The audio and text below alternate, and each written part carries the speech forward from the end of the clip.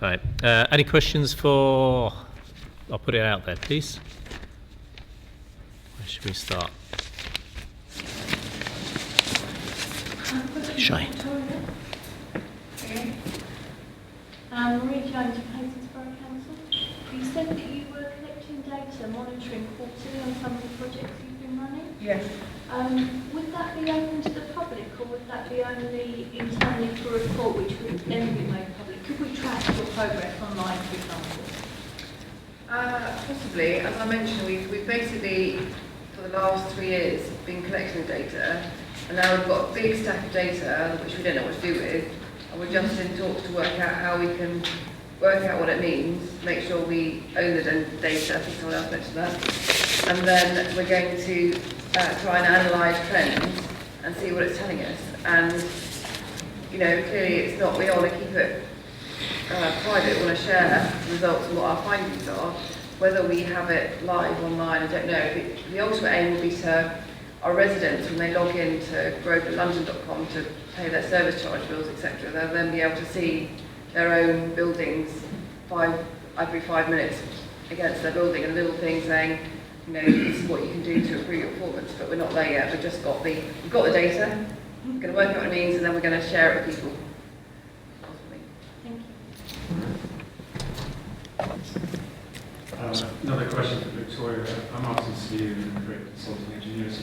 Will you also be monitoring, looking for any evidence of, say, rental premium, open market rental premium, and if you find it, will you blow that trumpet really loud so that everyone can, everyone out there can wake up and know what to look for at least? Well, absolutely. It's a key thing that we'd like to be able to show, because that then gives support to what we're doing.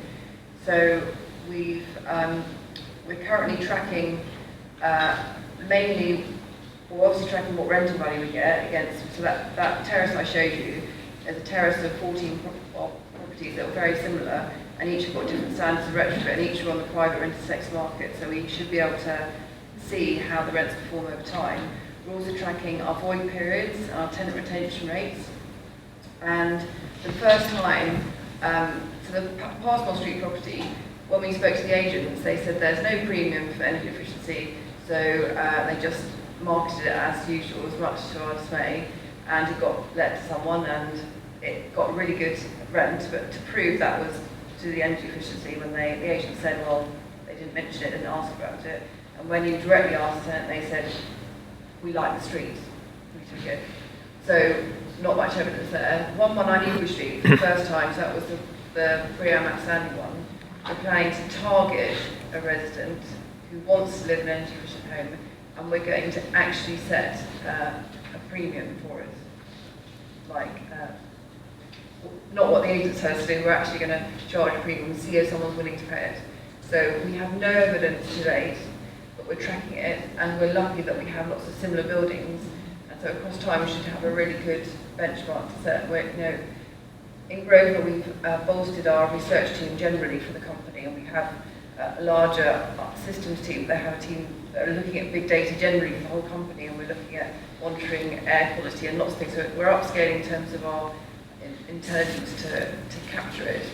And we've looked at hedonic models to see whether we can rank people's preferences to prove that people are willing to pay more. But we're not there yet. But once we do, I'll definitely tell everyone. Can I say, I read a report just recently from the Sustainable Homes Association, and they just reported I think it's called Touching the Void. And it's actually really interesting on this exact point about the number of void periods for their properties. I think they studied 5,000 homes off the top of my head, or maybe even more than that. And actually realised that the void period for their energy efficient homes were much, much lower, because the tenants were much keener to move into a property that had very low bills, and actually their rent arrears from properties that had very low bills was much, much significantly lower, because they had more of that disposable income to spend paying for their rent and not on their energy bills. But yeah, so Touching the Void I think is the name of the document. It's worth reading. Any other questions? I've got a comment to make really. We talk about Green Deal, but we mustn't forget the energy bill. There's a lot of measures that were implemented, such as the landlord obligation to bring their properties up to minimum EPC rated E. So that's got to happen anyway, regardless. And it'll be interesting to see how many actually do the works, or whether it just becomes an insurmountable task of trying to administer all these private rented landlords. We're very good at dealing through regulation with social landlords, council properties and like decent homes and all that.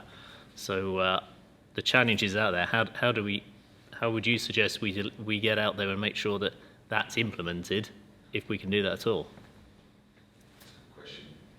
Yeah, that's big. It wasn't just to you, but... Well, no, I think from my experience, we're actually working with a letting agent in Brighton at the moment who has been quite forward-thinking and actually seen this as an opportunity for him to say to his small private renters, of which we have a lot in Brighton, a lot of people who bought a second buy-to-let property or what have you, and actually say to them, look, you've got two or 3 years, and actually this might be the only void period you have. When you have that void period, this is the trigger for you to do this work to it. Whether it's something simple like changing the boiler or some drama roofing, or and basic repair and maintenance as well. But you want to think about the energy efficiency. And I have to say, I stood next to him with the landlord that he was having this discussion with at the time, and the blank look was really quite spectacular. So I think there's a lot of a way to go. I think there's a bit of a stick that's going to be needed to be waved at landlords for this to happen. I think we saw from the earlier presentations as well that there is a lot of monitoring, a lot of people trying to understand the true value of that higher rated EPC as well, whether it's as a large landlord or a small landlord, or even property prices, especially if there's a danger of them dropping for any unknown rule, then yeah, maybe people want to cling on to it, and maybe suddenly consequential improvements will be back on the agenda. Who knows? Who knows? But the tenants are aware that the landlord has to do that. If we communicate more to the occupiers, then they will complain to their landlords. So people don't want to live in drafty homes, do that again. If they're paying a premium for rent, they're going to say to the landlord, hang on a minute, you're supposed to do these works for me. So hopefully the occupiers themselves will whistleblow.